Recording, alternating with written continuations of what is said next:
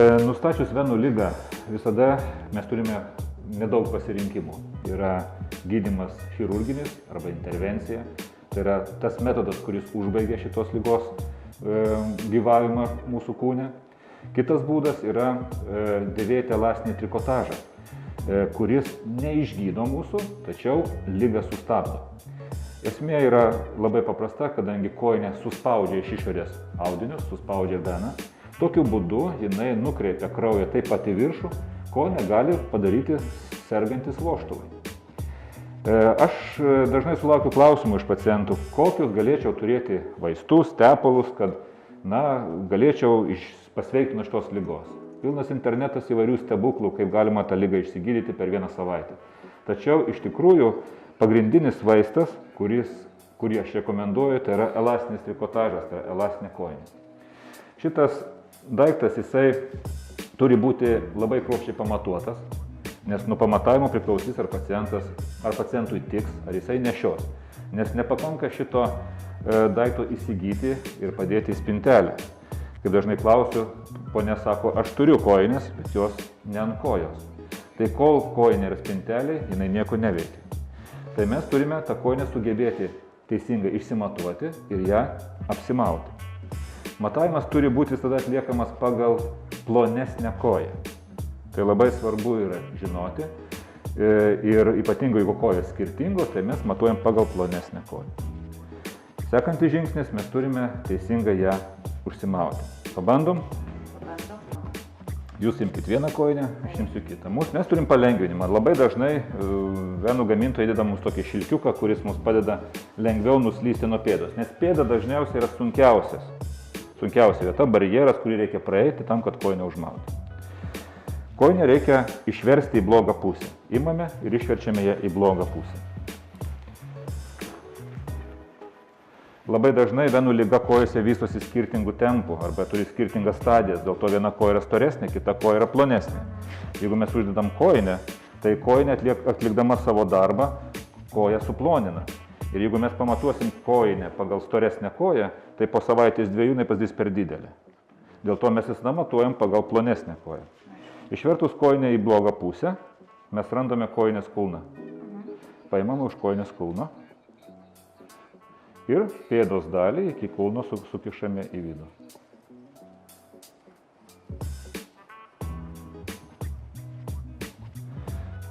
Labai toks paprastas dalykas, tačiau mums labai palengvins. Kojinė išversta, pėda suvesta į vidų. Dabar mes bandysim kojinę užsimauti.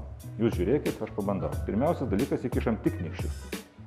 Tik nykščius. Nykščiai yra stipriausi pirštai, nieko neverčiam, ištempiame ir įsimauname pėdą.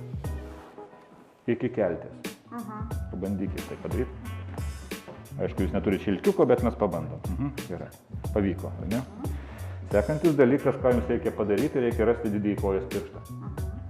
Randate didįjį kojos pirštą, nuo didžiojo kojos piršto paimame raukšlę ir pasidarom tokią antrą klostę, visiškai be jėgos. Pabandykite. Visiškai be jėgos, visiškai šaunuolė. Sekantis dalykas, imate tą padarytą klostę ir užsimetate ją ant kulno. Truputį jėgos, nedaug.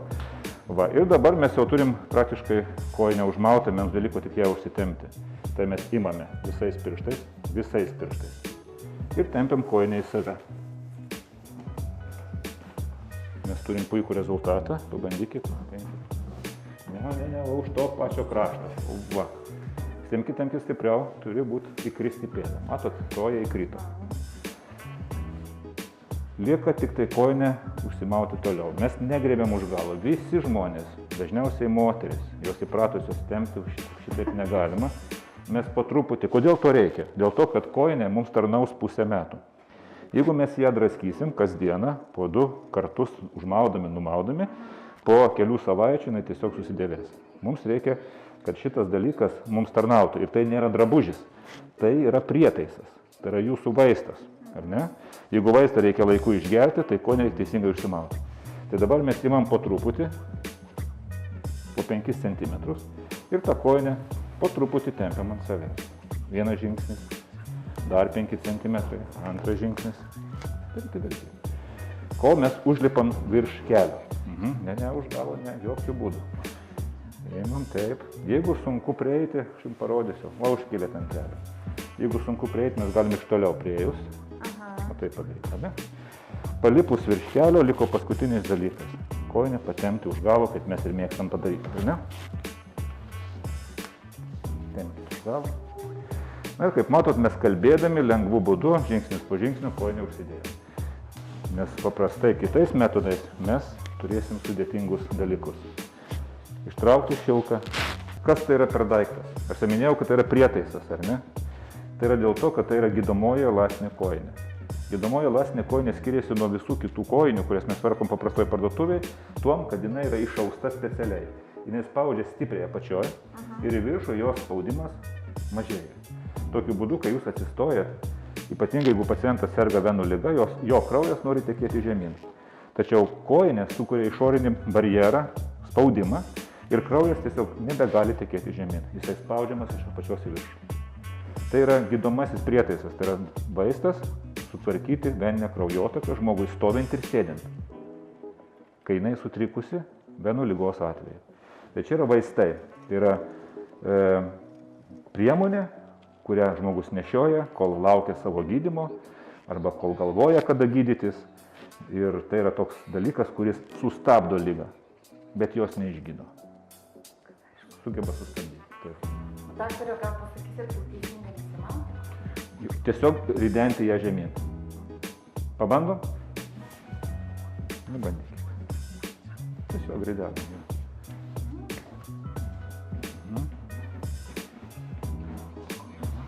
Va, ir paskui jau teisingai panaudoti. Svarbu nepalikti. Svarbu nepalikti, nes kojinė turi atmintį ir jūs kitą dieną labai sunkiai jausitės, ją reikia išvynioti. Išvynioti ir pasitikti. Taip, tai dabar jeigu viską taip susumuojant, mes pasižiūrėjom, kaip atrodo žmogaus kraujotaka su pačiu echoskopu, kaip veikia viskas. Ir mes galime atskirti kaip ir dvi atšakas. Tai reiškia, vienas žmogus, kuris turi aiškią patologiją ir kitas, kuris kaip ir neturi tos patologijos, bet norėtų dėvėti kojines, todėl kad jo gyvenimo būdas yra sėslus. Tai jeigu taip dabar atskirt tą vieną nišą, ką reikėtų žmogui daryti turinčiam patologiją, trumpalaikiai perspektyvai, jeigu yra ūmu ir jeigu nėra ūmu, vis tiek dėl ko tai yra svarbu užsiimti to tokio nuolatinių procesų savęs priežiūros. Na, jeigu mes neturim patologijos, ar ne, minimaliai, kaip ir mūsų turėta pacientė, jinai matom išorinius kapiliarus, bet veninė kraujotaka iš esmės yra nesutrikusi, tai daugiau estetinis dalykas. Tai šitokiam pacientui reikia rekomenduoti tiesiog daugiau judėti, kadangi judėjimas užtikrina mums, kad gera veninė kraujotaka vyksta. Na ir kartu, jeigu tai jos gyvenime atsiranda statikos, tai yra sėdėjimo ilgo, stovėjimo, darbas verčia sėdėti ar stovėti, tiesiog užsiimti profilaktiką, dėvint elastinį trikotažą. Tai yra tokie du pagrindiniai dalykai, nes elastinis trikotažas, jisai ne tik veninę kraujotaką sutvarko, jisai tvarko ir limfinę kraujotaką.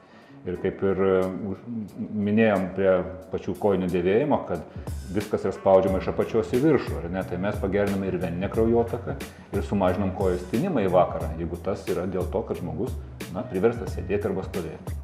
Jeigu mes turime patologiją, nustatome, kad žmogus serga, tai mes turime du pasirinkimus. Realiai, kad pasveikti, mums reikalinga intervencija. Tai intervencija, ar tai operacija, ar lazeris, ar vaistų suleidimas, dabar netgi bioklijai yra vienas iš gydymo metodų.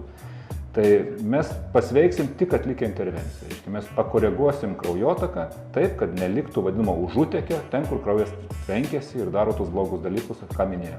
Ir papildomai reikėtų naudoti kojines. Ir antras dalykas, laikinai mes su intervencija mes atstatom kraujotaką pilnai, o laikinai mes kraujotaką atstatom naudodami kompresų terapiją, tai yra elastinės kojinės.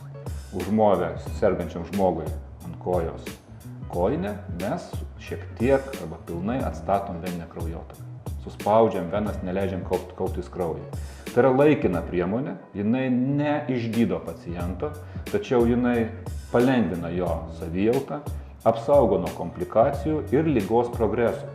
liga neprogresuoja, bet jis nepasveiksta. Dėl to pacientui svarbu pasakyti, kad jeigu norim pasveikti, intervencija bus svarbi. Ir šitoj vietoje nėra, kaip ir minėjau, stebuklingų tablečių, tepalų, aš juos vadinu apgavikais, kadangi tepalas ar tabletė jinai laikinai palengvina žmogaus būklę, laikinai nuteikia, tarsi palengvėjo, galbūt aš galiu atidėti savo gydymą vėliau, tačiau liga jinai turi pretekstą progresuoti, nes vožtuvų niekas neatstatys.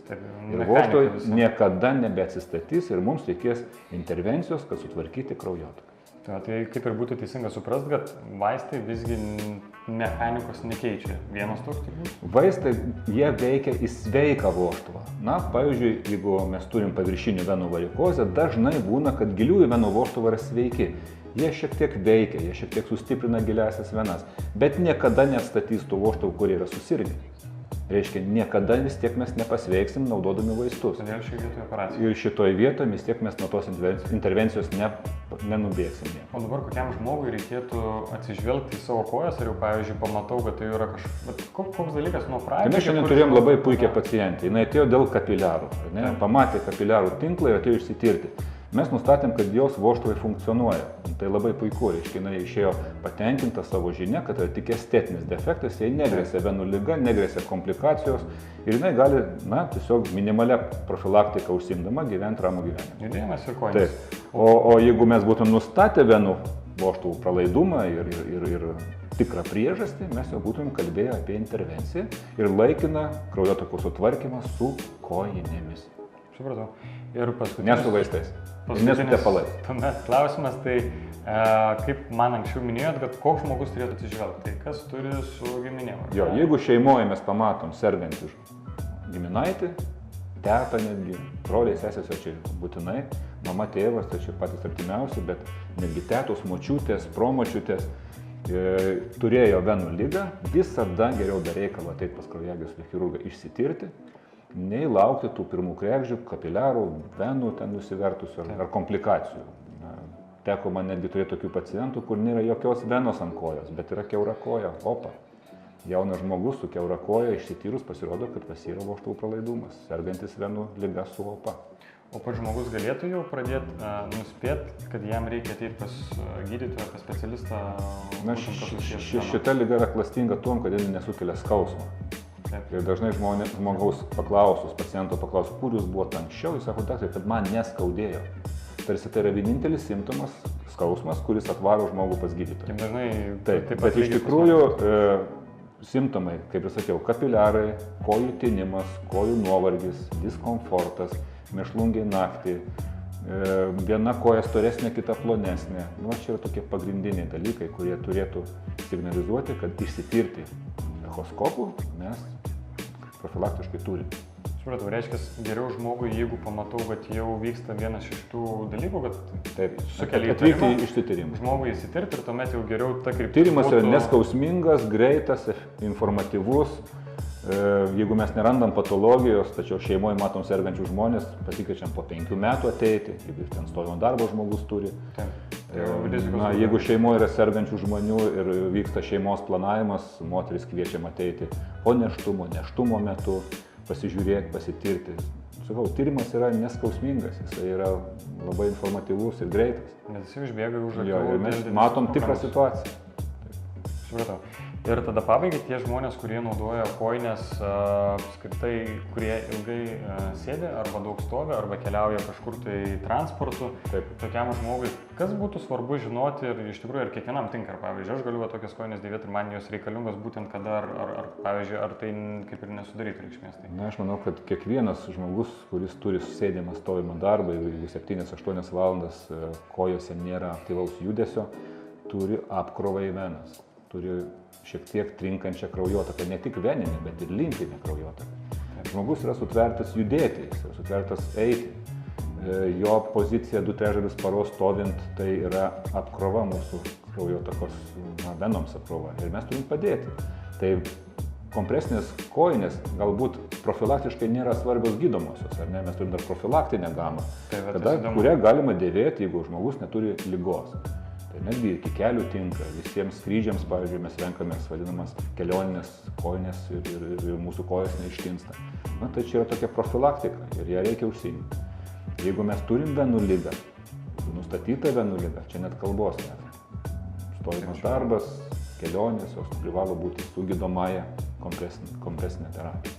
Supratau, tai turbūt visi aspektai, ką norėjom perbėgti šią dieną, tai ačiū gydytojui flebologui Arūnui Grinkevičiui ir esant poreikiui, kai visuomet prevencija geriausias vaistas.